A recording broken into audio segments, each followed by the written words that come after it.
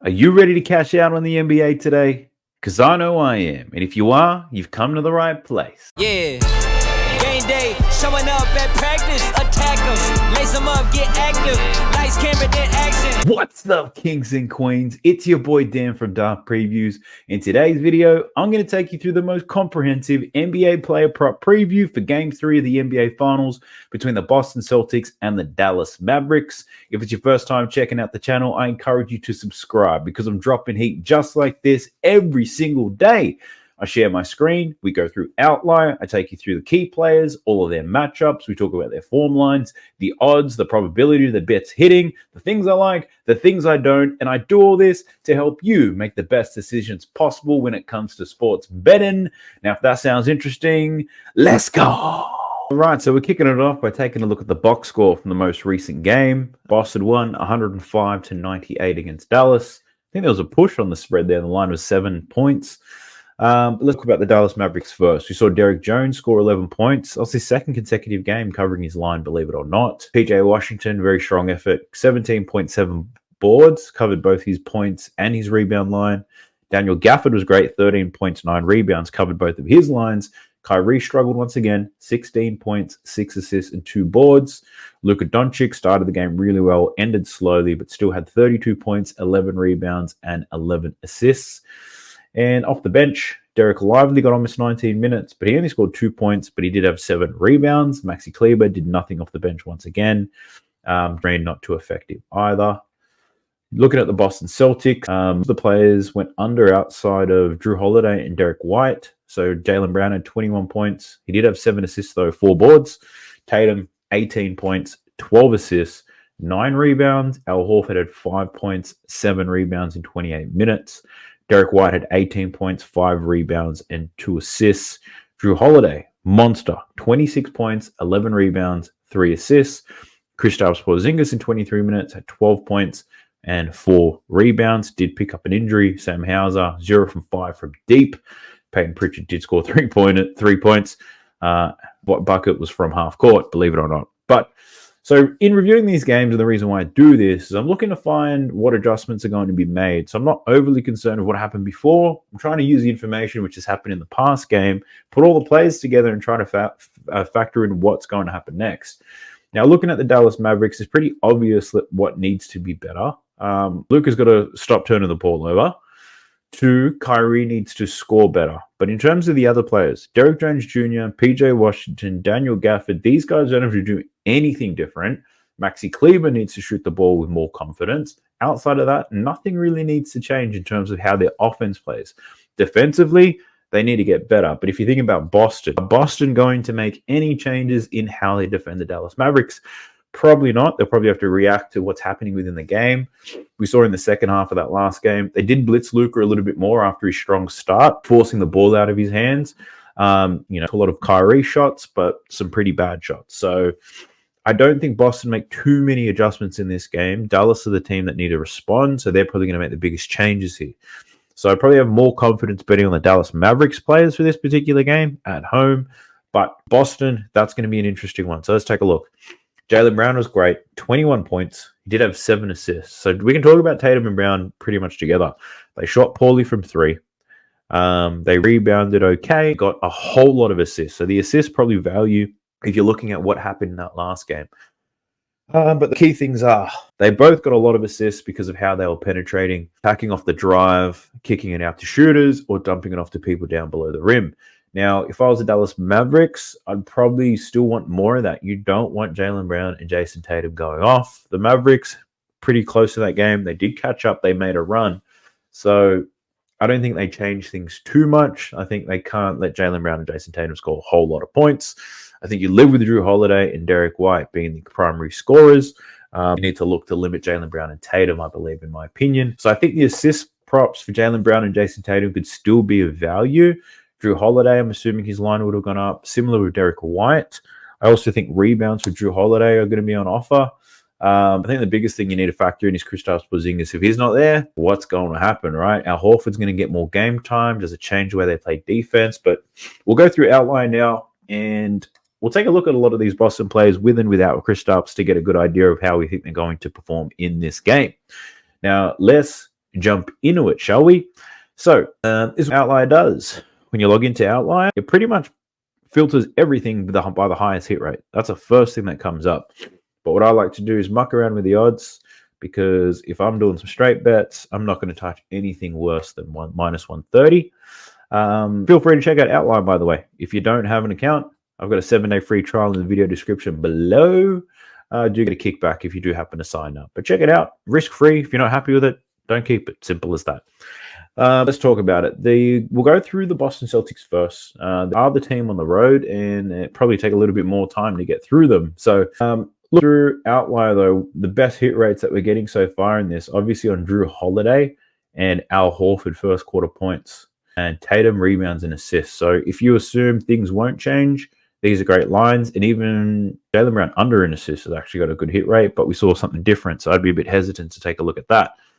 But let's go into Drew Holiday first. So I think a lot of people are going to be betting on Drew Holiday today because of how well he started this series. But I think lines are going to move there. So firstly, looking at the PRA, he's hit this PRA of 24.5 in 8 of his last 10 games. He's hit it in 6 straight games. Man's gone wild, right? So it looks terrific. It looks terrific. The problem is it might have gotten to a point where it's a little bit too high. So 24.5, he's averaging 27.9 in head-to-head matches against Dallas. He's hit this in 4 out of his last 6. Now, let's just point out the obvious thing here. That last game against Dallas was a clear outlier. 26 points, 11 rebounds, and 3 assists, right? Almost doubled his rebound line, more than doubled his points prop. So the lines would have moved up since then. So you got to factor in, there's going to be some regression, but will the regression be big enough to stop him from getting this 25? So before I make a commitment on that, I want to break down each of his props and see where we land. So his points prop, firstly, 13.5. So it's gone up slightly. Averaging 16.3 in his last 10, covering in 7 out of his last 10 games. Take a look at the games, 2 games in this series. 12 points in game 1 and then exploded with 26 in game 2, right? So he's only got a 1 out of 2 hit rate so far in this series. If we take a look at volume, firstly, I'm not worried about minutes. He'll get close to 40 minutes in this game, so that's fine. But check this out. He only took 9 shots in game 1 and only 14 shots in game 2. What happened in game 2 is he was 9 from 9 near the rim. So easy, uncontested shots for Drew Holiday, which I don't think happens again. Looking at his 3-pointers, 2 from 5 in game 1, 2 from 4 in game 2. It's pretty decent shooting, but the volume's not sky high. Look at his free throws, from 2 in both games. So based on volume alone, in the last 10 games, he's shooting 58% from the field. Let's round that up to 60. In the 2 games, he's taking 23 shots, so looking at 11.5 shots per game. And if he's shooting those at 60%, he's probably going to make, 7, right? And if he's going to make 7, he probably covers this line. But if he makes 7 baskets, he's probably finishing on 15 to 16. But we're giving him 60% shot percentage, which he'll probably get around 50. If we're going to be conservative, at about 12 shots, you're looking at 12 points. So you need him to hit a 3-pointer. So what I'm saying is this line at 13.5 is pretty sharp. It's on the money based on his volume and his output. So I'm not going to be quick to jump on his point prop. I'd probably lean to the over, but not one that I'm going to take. His first quarter points prop, though, at 2.5. This is something that I'm quite interested in playing. So he's covered this in 6 out of his last 10. In this series, 5 and 6 points in the first quarter. He's going to get 9 minutes, right? 5 and 6 points. We only need 3. If you look at the head-to-head stuff, he's played the Dallas Mavericks 6 times now. In his last 6 games against the Dallas Mavericks, he's covered this first quarter points prop in every single one. 9, 10, 3, 8, 5, and 6, averaging 6.8 points in the first quarter. So give me that. I'm all over that. If you signed it to my winnable, you would have been notified days ago that I was on Drew Holiday over 2.5 points in the first quarter. So that's one bet that I'm already on. So feel free to check that out. All right, let's take a look at his assist prop. 4.5 in this game. If we look at his last 10 games first, he's covered this in only 5 of his last 10, averaging 4.8 assists. Against Dallas, he covered this in 5 out of his last 6. That last game, where he only had 3 assists, was the lowest that he's gone against them. He did have 10 potential assists, though. Really important to note. That's actually more than his average in all 6 of these games. So the potential assist volume is quite high. He had more potential assists in game 2 than he had in game 1. The problem was the Boston Celtics weren't shooting very well, so a lot of those assists did not happen. But they could have, is what I'm saying. So the potential assist volumes are there. So I wouldn't be afraid to play Drew Holiday assists in this game, is what I'm saying. If we look at his last 10 games, he's averaging 8.7 potential assists. So these 2 games against Dallas, his potential assist volume has been higher than it has been over the last 10. So I wouldn't be so afraid to take 5 assists for Drew Holiday. I think that's still a good look. But I'm pretty confident like his rebound prop too. And if I do like it, then I think the decent play here is to take his rebounds plus assists. So check these boards out. 7 out of his last 10 games, he's averaging 6.8. The line is at 6.5 though. It's plus money, but it's high. If we look at his games against Dallas, we can see he's played 4 games this year. 7, 2, 8, and 11. Last 2 games, rebounding like a beast. 8 and 11 boards for Drew Holiday. Check out these rebound chances. 14 and 19 in the last 2 games. He's getting 3 offensive rebounds per game, which is pretty wild, and 6.5 defensive rebounds. So the rebound chances, fantastic. He's getting it done on both sides, offense and defense. Drew Holiday crashing those boards hard. So I do like the rebound prop as well. But I think the assist prop, let's just make the assumption here. What if the Dallas Mavericks say, we're not going to let Drew Holiday get these easy buckets anymore? They're kind of forcing him to take those shots, and he's been cooking them. He's definitely going to command some extra attention in this game, right? So man's going to have to pass it off. So I think there could be some value in the assist side. The rebound thing's going to happen in the natural flow of the game. He's playing 40 minutes. This is the playoffs. Both teams are going to miss a lot of shots. The rebounds assist, I think, could be a good look here. So I don't mind that at 10.5. Give me Drew Holiday. I've talked myself into it. All right, I've taken that bet. Outline say minus 125 of the odds. I've just done a little bit of line shopping on my sports books. I got it minus 120. A lot of places I've seen moved it up to 11.5. Bet 365 is where I normally bet. They're at minus 129. So do some line shopping, but Drew Holiday rebounds and assists I do like. So I like his first quarter points prop that I'm already on, and I also like his rebounds plus assists. Let's jump into more Mavericks. First thing I want to take a look at Al Horford in the first quarter. 2.5 points. Got a pretty good hit rate. I never spotted it, but let's go.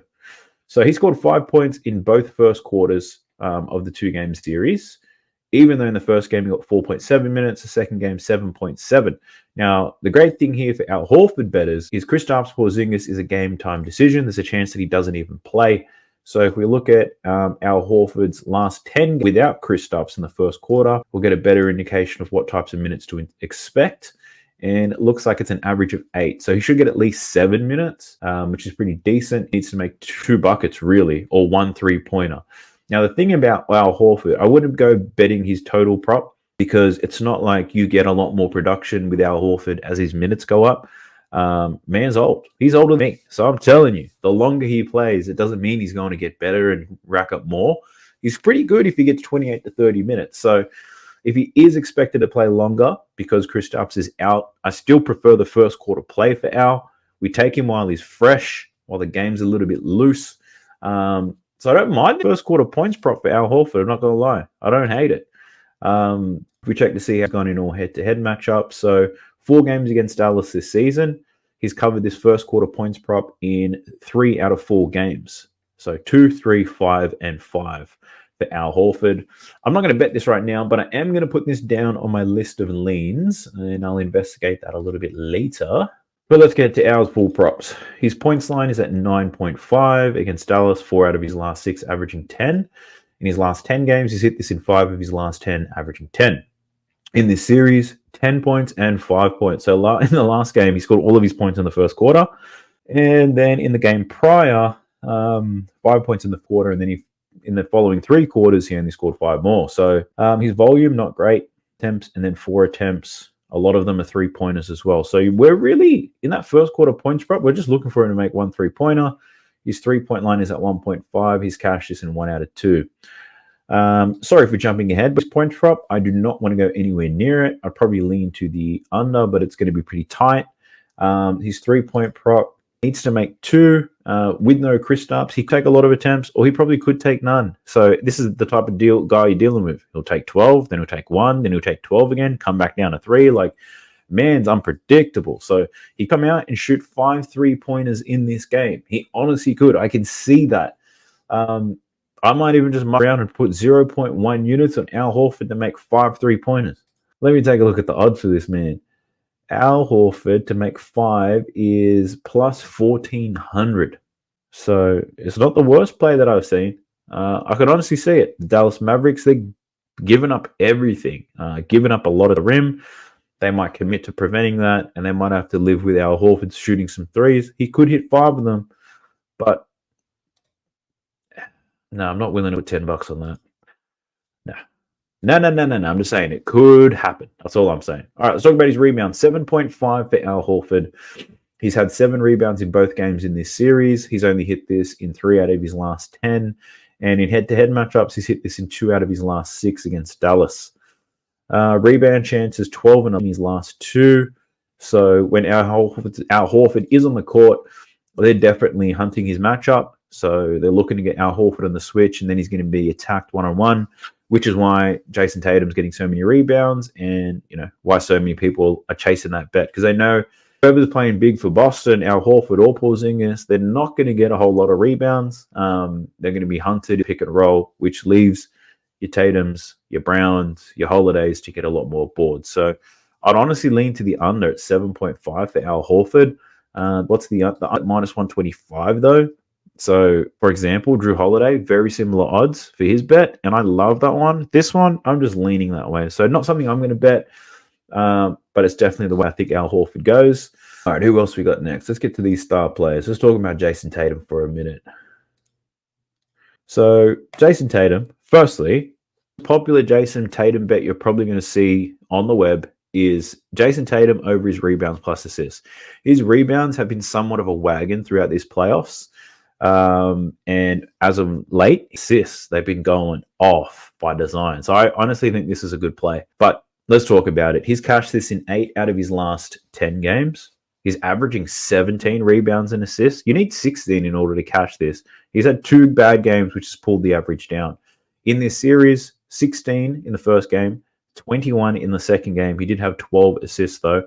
But if we break down how this is happening, we know he's going to get a lot of minutes, 43 minutes at least. Rebound chances. So his rebound chances are not very high, 15 and 12. They're not super high, but Dallas don't want the Boston Celtics to run, so a lot of these rebounds are uncontested. If Dallas miss, chances are they're not getting the offensive rebound. So a lot of these are uncontested rebounds. So he doesn't necessarily need so many rebound chances in order for them to cash. So I'm not overly concerned about that. And if we look at his potential assists, 14 and 13 potential assists in the 2 games this series, which is just crazy. But the fact that he got 12 assists from 13 potential assists is nuts. But if you go back and watch the tape, a lot of these are just Drew Holiday layups. It's not difficult to get them.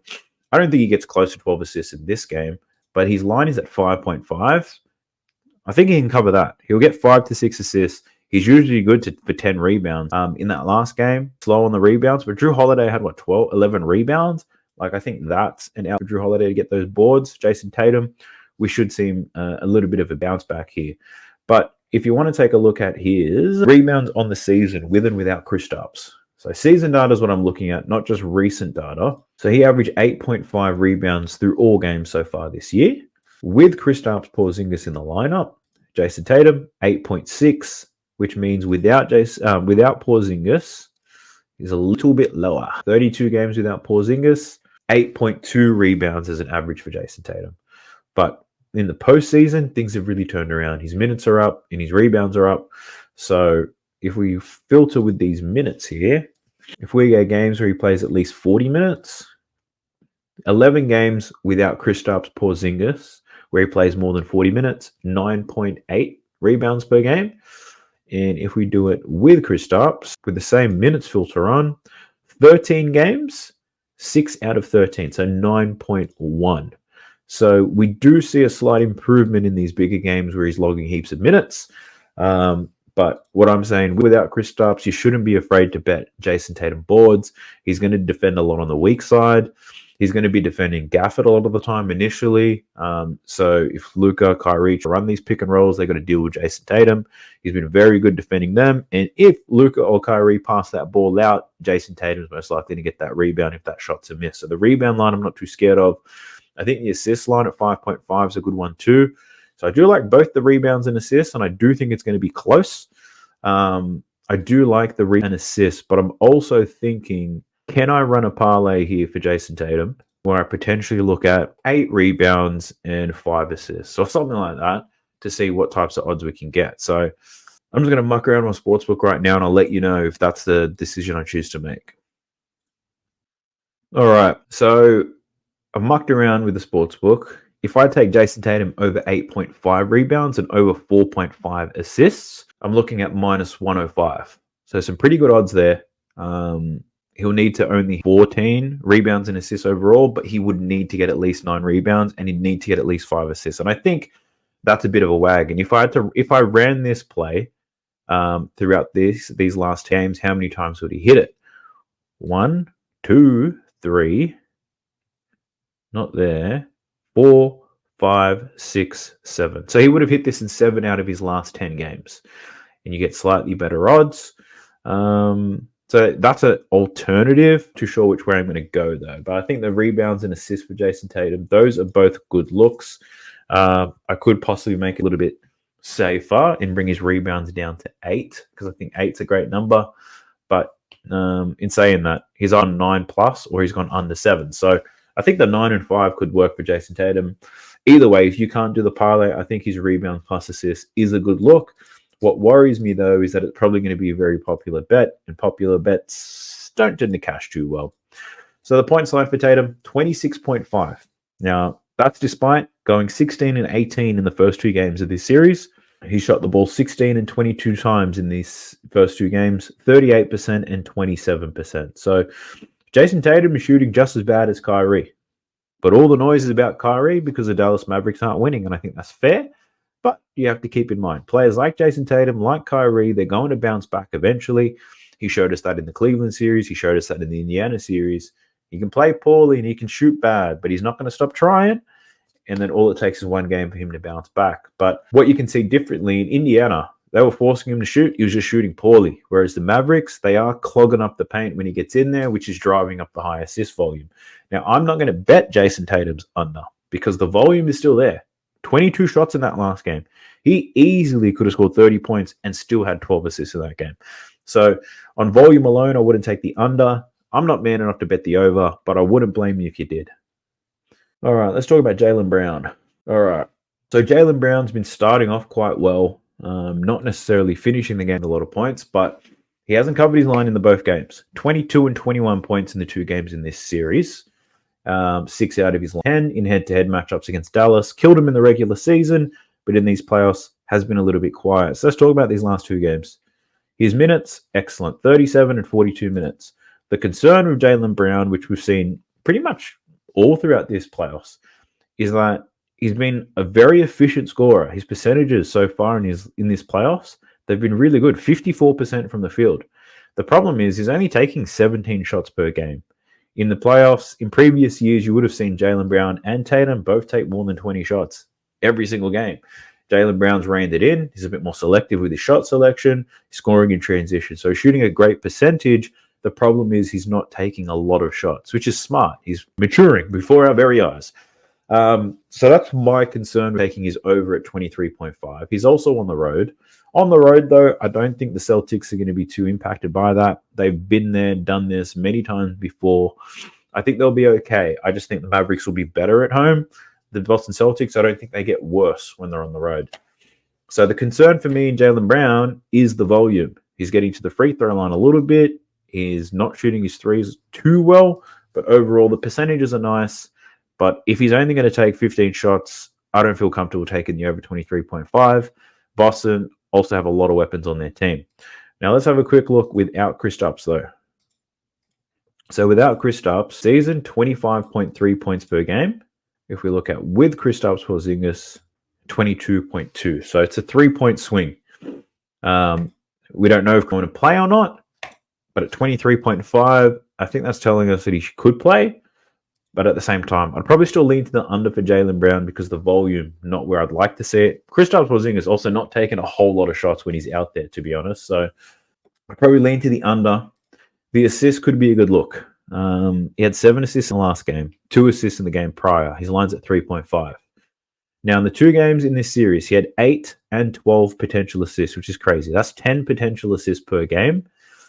He is averaging that 9, 4.5. He's averaging 4.5 assists per game in this series, obviously lifted by that last game where he had 7. We only need 4 assists. So based off these numbers, we probably even need just 10 potential assists in this game for Jaylen Brown, and then this should cash. But he had 12 potential assists and 7 actuals, which is a pretty high conversion rate. But again, the Boston Celtics, a lot of shots they did make was a lot of great team play. Jaylen Brown, Jason Tatum attacking the rim, defense is collapsing, and they're finding some scorers. So yeah, I would lean to the over on this because I don't think, one, the Dallas Mavericks can stop them from driving. They can stop them from attempting shots at the rim, which they have been, maybe a little bit of zone, but that's going to force Jaylen Brown to get that ball out of his hands. If he can find some shooters, whether it be Al Horford hitting 5 threes or Drew Holiday hitting a corner one or Derek White, doesn't matter. Jaylen Brown assists. I do like the over for that. So I'm going to add that to my short list. The potential assist volume is great, and it could be hidden value because if he crushes this line, again, if he gets 5 to 6 assists, this line's going to move up because these potential assists could be the new norm moving forward for the rest of the series unless Dallas decide to change their defense. Now, looking at Jaylen Brown's rebounds, that's at 5.5. In this series, 6 and 4 rebounds from Brown. He's averaging 5.5 rebounds in his last 10. Historically, 3 out of his last 6 against Dallas. So in the last 2 games, he had 13 and 9 potential rebound chances. So that's 11 rebound chances per game, and he's averaging 5, pretty much.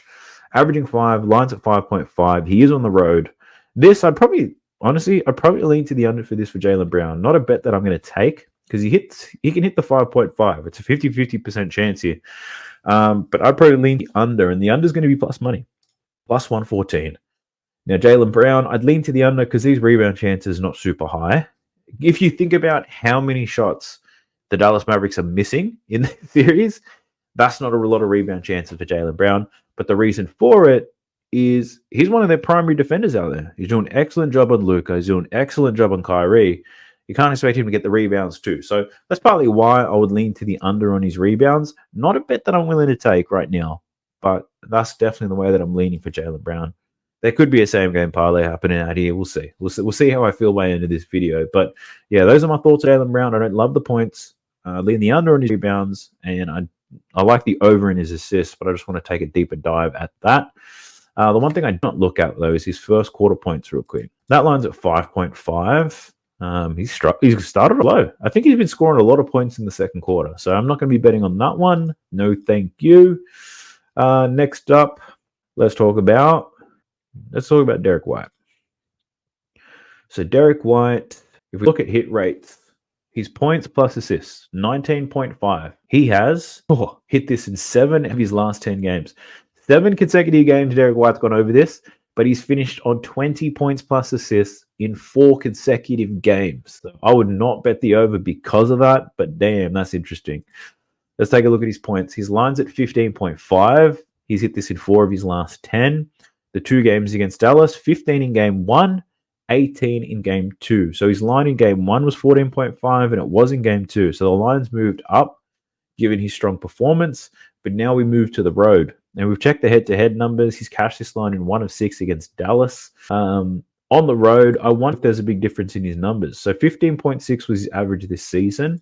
If we just look at his road games, he averaged 15.6. So whether home or away, bloke still does the same shit.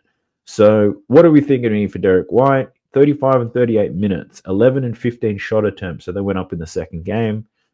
He was 3 from 8 from deep, 4 from 10 in game 2. Didn't get to the free throw line too much. So yeah, at 15.5, I'm not with play. 14.5, I was leaning to the over. 15.5, my thoughts have not changed, but I'm not going to bet it. That's all I'm saying. But let's take a look at his assists. 4.5 for Derek White. He has cashed this in 2 of 6 games against Dallas, averaging 3. In his last 10 games, he's cashed this in 6 out of his last 10, averaging 5.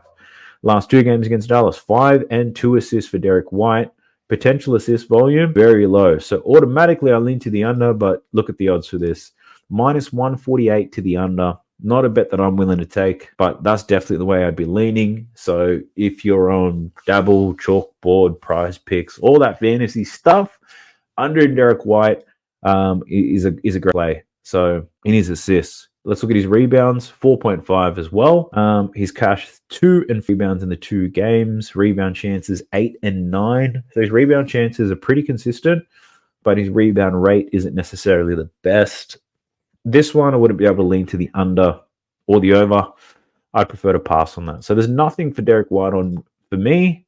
His 3-point line's at 3.5. I'd probably lean to the under for that. But again, minus 155. So that's another one for you prize picks, chalk borders, dabble fantasy fuckers, whatever you are. This is not a bad play for fantasy, but for sports betting, you're looking for straight bets. Nah. So I don't mind the under. Feel free to take that if you like. Who else we got on this? These bench guys ain't doing it for me. We've gone through the rest of the Celtics. Let's get into the Dallas Mavericks, shall we? All right, let's start with Luka Doncic. Luka's points props at 32.5 points. Pretty much the same it was last game. He's hit the under in 7 out of his last 10, so he's gone over this only 3 times. In this series, 32 points so far. Minutes are there. Expect at least 40. Shot attempts, pretty strong, 26 and 21.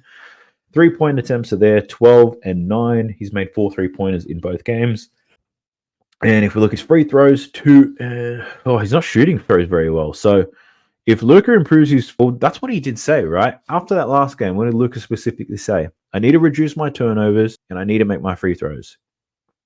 So if we expect Luka to keep doing what he's doing, but he shoots free throws better, he goes over this.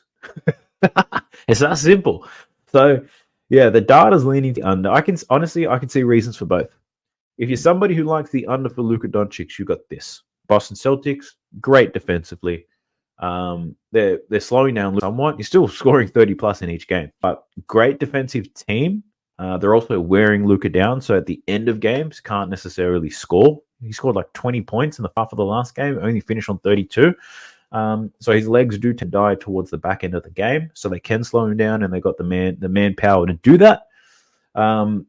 But the other argument under is you could assume the other players for the Dallas Mavericks are going to play better in this game. Kyrie might score more, PJ Washington, Derrick Jones, Gafford. These guys could score more points, which means Luka doesn't have to.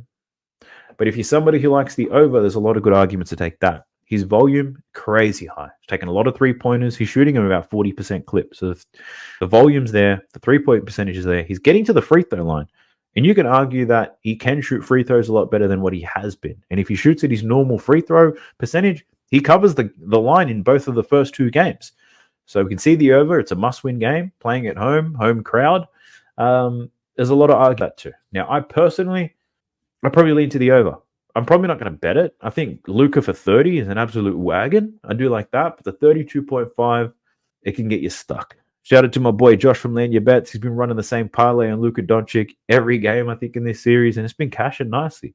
What is it? 30 points, 3 3-pointers, 8 rebounds? Cash money. I like that. But let's look at the other props. First quarter props at 8.5. For Luka Doncic at 7.5, I'll take it every time. At 8.5, I say, nah, son. But look at his assist prop. 9.5 for Luka. So this has gone up. Now, in the 2 games, he had 1 assist in the first game, 11 assists in the second game. A lot of people expected the bounce back after setting a career low in the playoffs with only 1 assist. If we look at his potential assist numbers, he only had 14 potential assists in that last game. So the potential assist volume is not high. So the line's moved up to 9.5. I'd be leaning to the under for this all day. Minus 145 though. So this is someone who's playing daily fantasy. The Luka under 9.5 is the way that I'd go. If you're sports betting, I would not be betting on Luka Doncic's assists because the over, it's going to be tough to get if he's only getting 14 potential assists. I'd like to see 16, 17 potential assists if we need him to get 10 with any confidence. So I'm going to have to pass on that. If we take a look at his first quarter assists, so this line's at 2.5. Now, I've already bet the under on this. So shout out to everyone who's on my winnable because you would have got this a couple of days ago at great odds. In game 2, I took under 1.5 assists. It was plus 140, plus 150. That line's moved despite him only getting 1 assist in that first quarter. At 2.5, I'll eat that up all day. So this has a 100% hit rate against Boston. Check this out. He averages 0.8 assists in the first quarter in his last 6 games against the Boston Celtics. Line at 2.5. Give me the under all day. So I've already taken that bet. The line started to move. I think I got it close to about minus 110. Let me double check. I'm going to convert these things in my head. I hope you guys appreciate what I go through to convert the odds here, because I don't get American odds. I get in Australian odds and I convert them in real time. So I actually got minus 120. I lied. Minus 120 is what I got. It's now at minus 135. So this has been bet, but I still think it hits. I think it's you could say it's the best of the day. Luka Doncic under minus 2.5 assists. Under minus. Is that what I said? It's late. Under 2.5 assists, minus 135. I'd still take that. So that's one play on Luka's assist. The 9.5 assists, I lean to the under, but the odds aren't great. The first quarter assist, terrific. Rebound-wise, 9.5 for Luka Doncic. So I've been betting his rebound prop in every game. It's cashed for me in both games so far. 10 and 11 rebounds so far in this series. Rebound chances, 14 and 12. So very similar to Jason Tatum. Luka Doncic getting a lot of uncontested rebounds. So the Boston Celtics, the players who crash the glass for the Boston Celtics is Derek White and Drew Holiday. And the thing is, they can afford to do that because they're not defending the guys who are going to run in transition, right? Kyrie tends to hang around the backcourt. Luka Doncic hangs around the rim. He gets the rebound and he pushes the ball. He's not gonna run out. He's not gonna be the outlet. He's just gonna try to get the rebound himself. So that means Derek White and Drew Holiday can crash the glass more aggressively, on offense, because the players that they're defending are not going to be running up the court. So I think they're going to be all right. So Luka Doncic, a lot of contested rebounds is what I'm saying. Only had 12 chances from 11. Game 1, 14 chances, finished on 10. And he's playing a lot of weak side as well. So he's not necessarily defending above the break too often. And when he does, he gets cooked anyway. There's no rebounds that are going to come from that. So I've been betting it. Will I continue to bet it? Really depends on the odds.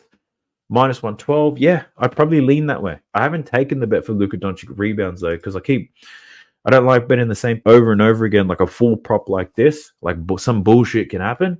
Like if Gafford comes in for rebounds or Lively, like some weird shit could happen. Dallas could play a whole lot of zone in this game. And if they do play a lot of zone, then Gafford's going to scoop up a lot of these boards.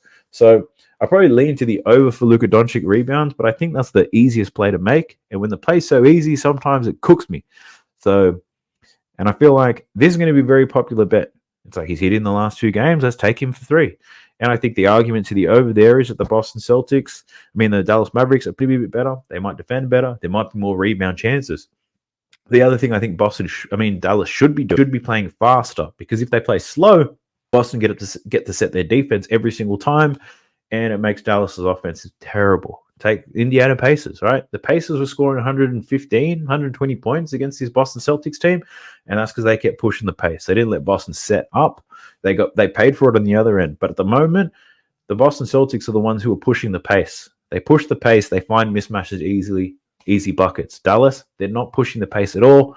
They're playing up against a set defense, which is difficult. So if they play fast, there should be more rebound opportunities in this game for everybody, but especially Luka Doncic. So I might have just talked myself into taking the over here, but I've got it on my list of leans. I'll be sure to check it out. I'll update my post in Winnable if I choose to take it. Want to take a look at his 3-point prop, 3.5, the over, minus 148. So I'd definitely be leaning that way. But again, the odds are great. So fantasy, this is another pick for you guys. I won't be taking it. I do have a futures bet though. I think I put $500 on Luka Doncic to make the most 3-pointers in this series. And if he's hit 4 in both games, I'm assuming he's winning. But because I already have that bet, I'm not going to take another 3-point prop for Luka. I've already got something in the wings. But those are my thoughts, Luka. Let's talk about Kyrie Irving. So getting a lot of heat at the moment. And I think fair enough, he's not playing that well. What can you say? So let's get through his props, and then we can share our thoughts. Now, I'm very biased when it comes to Kyrie Irving. He is my favorite player to watch. As an individual, it's a bit quirky, a little bit weird, but that's not why I picked my player. He's, by the eye test, my favorite. Simple as that. But he's been playing awful. Let's not sugarcoat it. So his line's at 23.5. He's cashed this in 3 out of his last 10 games. He's averaging 20.6 points. 2 games to open up the NBA Finals. He scored 12 points and then 6 points, which has been terrible in head-to-head matchups against Boston. He's gone under this in 6 out of his last 7 games against them. So my man's been struggling. But this is the Kyrie Irving effect. He's that good as a basketball player. They still refuse to bring the line down. So it doesn't matter how bad he's been playing. The line is staying at 23.5. And Kyrie, man, he's a bitch or a beast. You can see it in his last 10. He's either a bitch and he's fallen well under this line, or he's a beast. He's scoring 30 plus.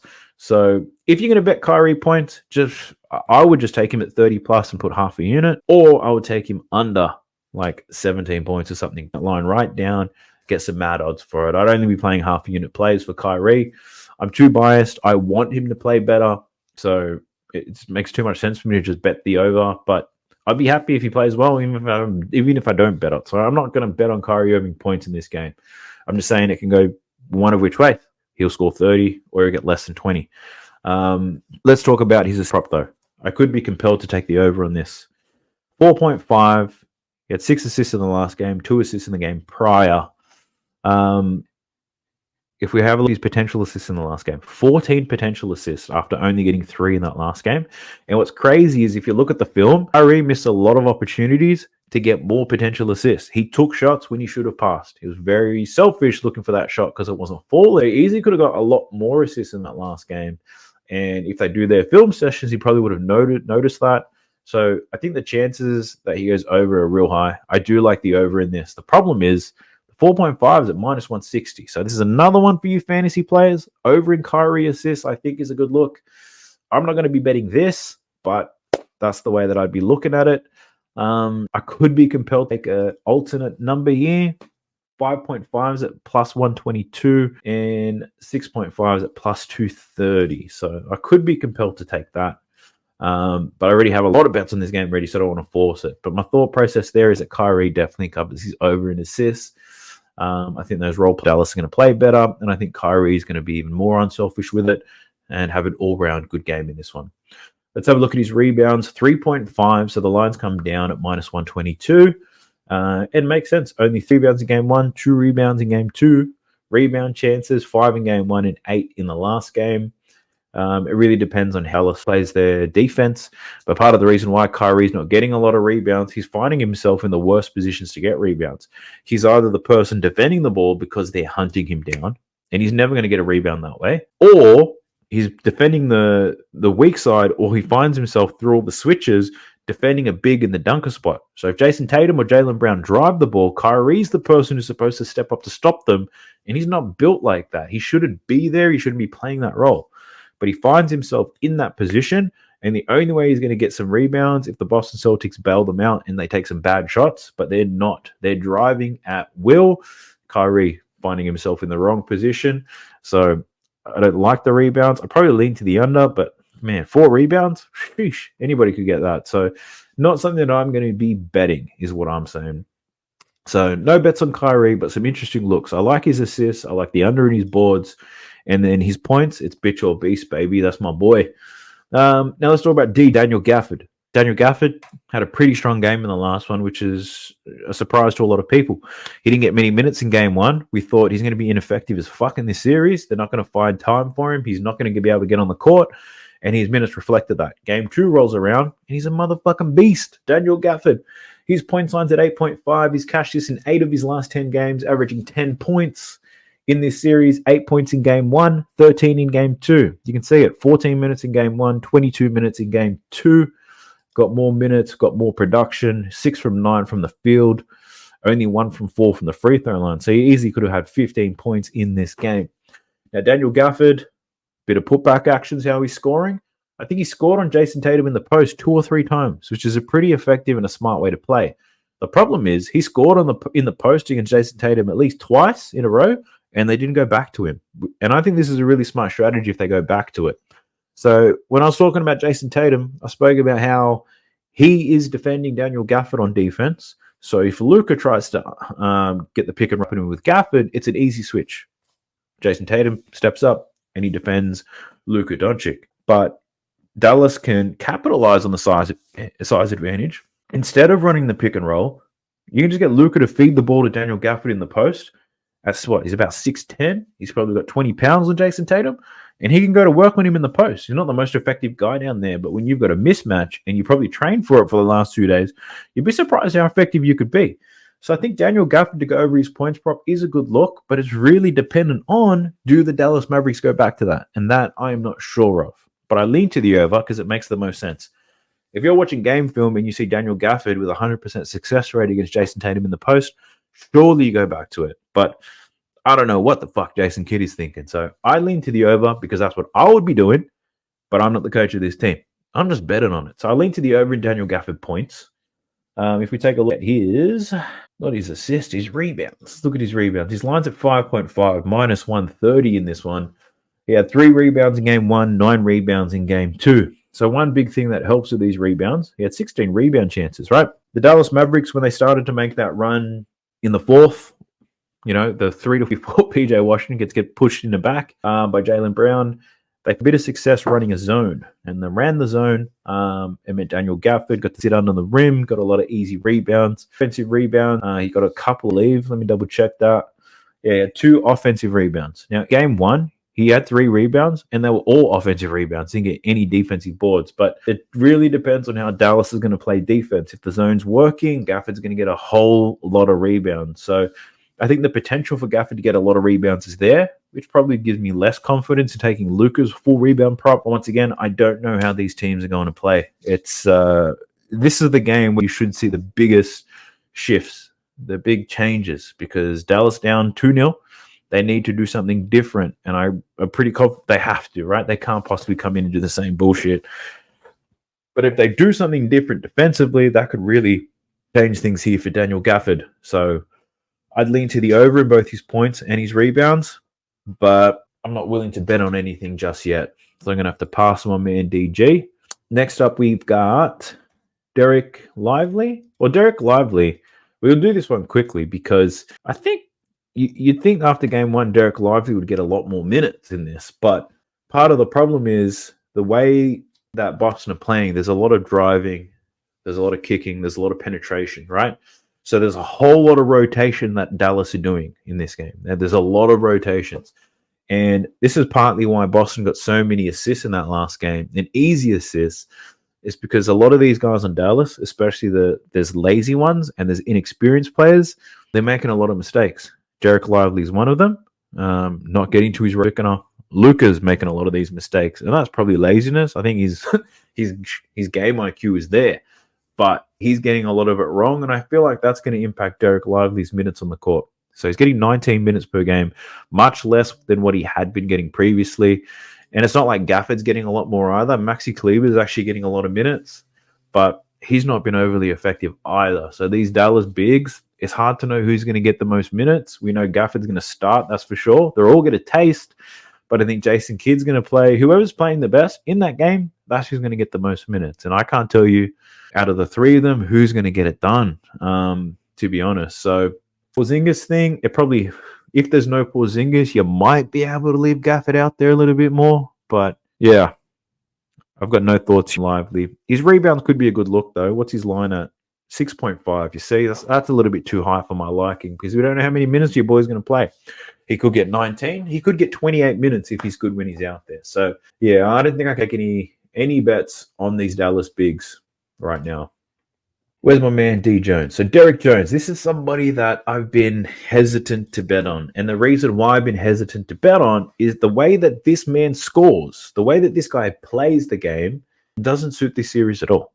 He shoots corner threes, which the Celtics don't give up. He scores in transition, which the Celtics don't give up. Then I'm like, how the fuck did he score 11 points in that last game, though? Well, he's scoring these points because Luka and Kyrie are getting locked up. Your players like Derek Jones Jr. and PJ Washington are being forced to take shots, so which is pretty wild. The points prop, I've probably got nothing. I'm not willing to take that because one thing that is true is he shot better at home, right? He shot 3-pointers better at home. The problem is he's not shooting 3-pointers where he normally would in the corners. He's shooting them above the break, which is a very different shot. It's actually quite further out, and I don't know if just being at home, he's going to shoot better. So there's my hesitation on Derek Jones' 3-pointers and his points. His rebound line could interest me at 3.5. He had 6 rebounds in that first game.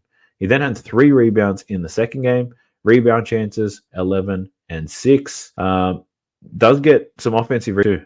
So 2 offensive rebounds in both games, which means you only need 2 defensive rebounds.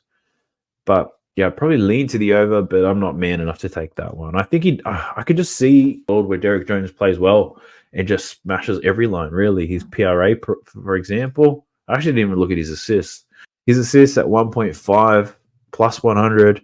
He got 2 assists in the last game, only 2 potentials. So, yeah, I'm a bit on the fence on D Jones. I think PJ Washington could be that guy that really steps up in this game if Kyrie doesn't. But PJ Washington's lines have started to move. I think I opened the first game of this series, his line was at 11.5. Then it moved up a little bit, and now it's up to 14.5 after scoring 17 points. So he's only cashed this line 3 of his last 10. In this series, 14 points in game 1, 17 points in game 2. His minutes are great. This is the crazy part. His shot attempts aren't necessarily sky high. 11 and 13, 45% from the field. He's not shooting 3-pointers well. 0 from 3 in game 1, 1 from 5 in game 2, but he is getting to the free throw line. So I like that. There's a bit of aggressiveness there. The problem is 14.5 is a little bit of a stretch. So I did play him for 10 points in the BAP. I do remember that, and I'll probably be playing him for 10 points again. I just don't know if I can commit to the 14.5. And there's a world where I see him scoring 20, but he's got to take a lot more shots if he's going to score 20, and he needs to knock down some threes. At home, he probably could make it happen. Let's look at his last 10 home games. Last 10 games at home for PJ, and he's still only cashed this in 3 out of his last 10. It's not convincing enough for me. Not convincing at all. So, yeah, look, I'll have to have the points for PJ. I do like the 10 for a BAP. Why not? But outside of that, nothing. That's his first quarter stuff. I'm not keen on that. Where's his rebounds? 6.5 boards for PJ Washington. So this line has moved up. Fair enough, though. He's been rebounding well. In this series, 8 and 7 boards. He's covered this in 7 out of his last 10. 7.4 is an average. And if we look at his rebound chances, 10 rebound chances in game 1, 14 in game 2. Very similar to Luka Doncic. A lot of uncontested rebounds. PJ Washington's the primary defender on Luka Doncic, on Jason Tatum. He's the primary defender on Jason Tatum, but at the same time, the Boston Celtics are hunting switches. So PJ Washington often himself on the weak side, defending Derek White, or Drew Holiday. But he's been rebounding very well. And at home, I think the rebounds are a good look for him at 6.5. I'd lean to the over. I think this BAP, though, is going to be filled with PJ Washington because I might just take him for 6 rebounds or 5 rebounds, 10 points, 5 rebounds, perhaps. A little bit of BAP action.